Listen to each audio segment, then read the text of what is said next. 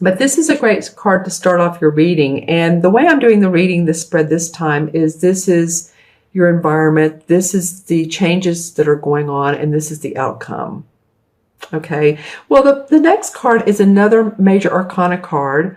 And it's really perfect for what changes are going on, is because it's the transformation card in this deck, which is what I really call the death card. In traditional tarot, 13 is death, and I don't like that name.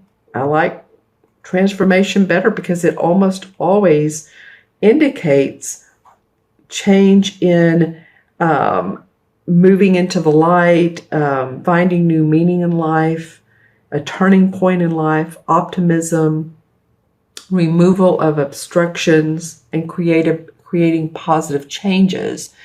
So when we let all fall away, our beliefs of what life is supposed to look like, and there's some deep meaning in this card. So I'm not trying to be overly, spiritual here. There really are some deep meaning, and I feel like some of you have transformed your life. I mean, Saturn has been in your first house for a bit, and Saturn will, kick things up a notch.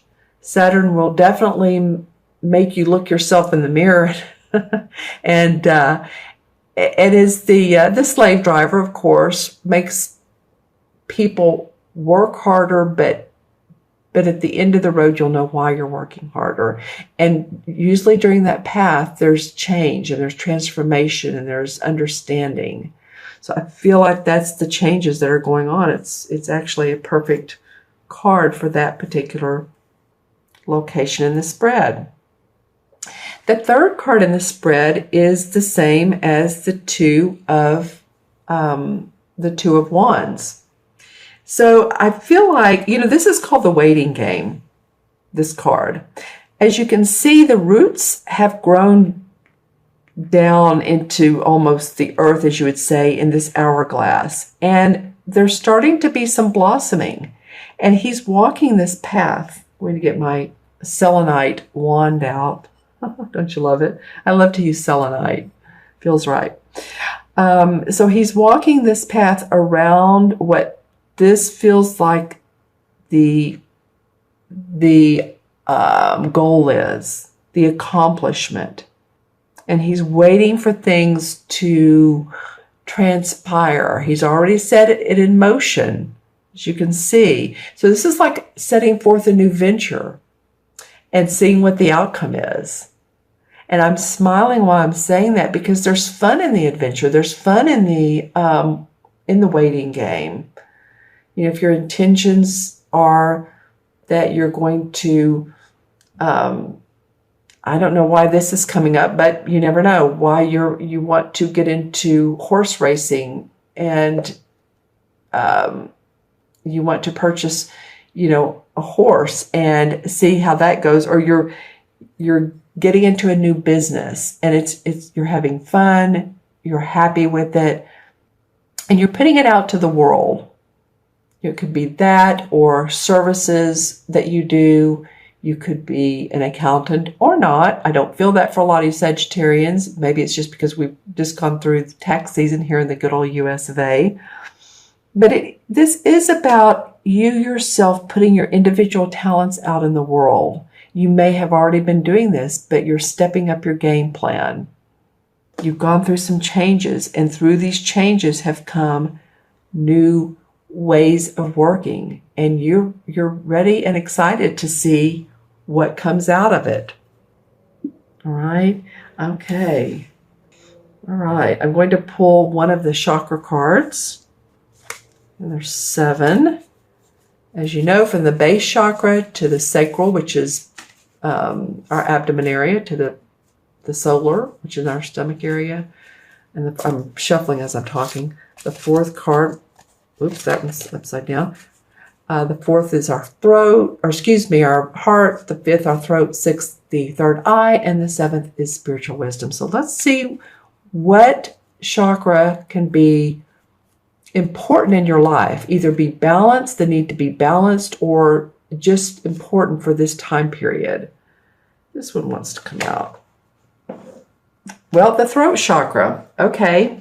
You know, funny because I was talking earlier in the video about communication, right? Putting your message out there. And however that may be, whether it's speaking or classes or YouTube or whatever it may be. And that's what the throat chakra is about. So it's tuning up your throat, you guys. I also did say something about the throat earlier, didn't I? This is interesting. Something about, I was touching my throat and the need to either,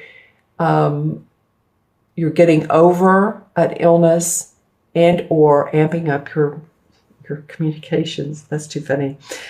So with the throat chakra, the best way to work with it, of course, is sing, hum, whatever seriously helps you feel like you're going to communicate. Here's a blue stone, and this is actually angelite, but you can get some like calcite, which is about the same color blue, a little bit deeper, about this color.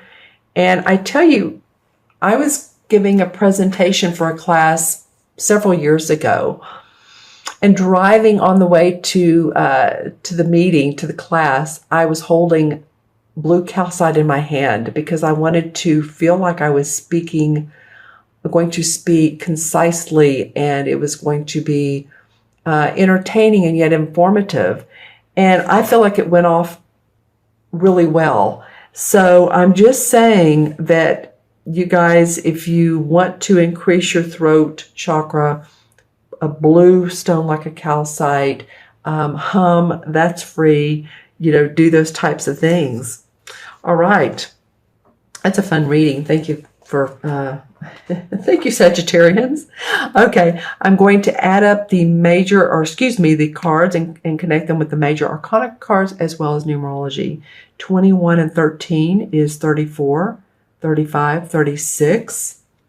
Well, 3 and 6 is 9, and 9 is about completion and compassion. 9 life paths are very much out there to be of service to other people. They've lived many lives. So I do feel like you guys are transforming. I do feel like you're completing some projects and you're moving on to the next. And I feel like there's compassion around that. So, no, good for you. Now, in the major arcana cards, of course, there's not a 36, but there is a 9. And the 9 is the Hermit card, interestingly enough. So when you have time during this month, take time for introspection. And that will bring enlightenment, because that's what I feel like that you all are moving towards, is enlightenment on how to transform. Personal growth is the Hermit card.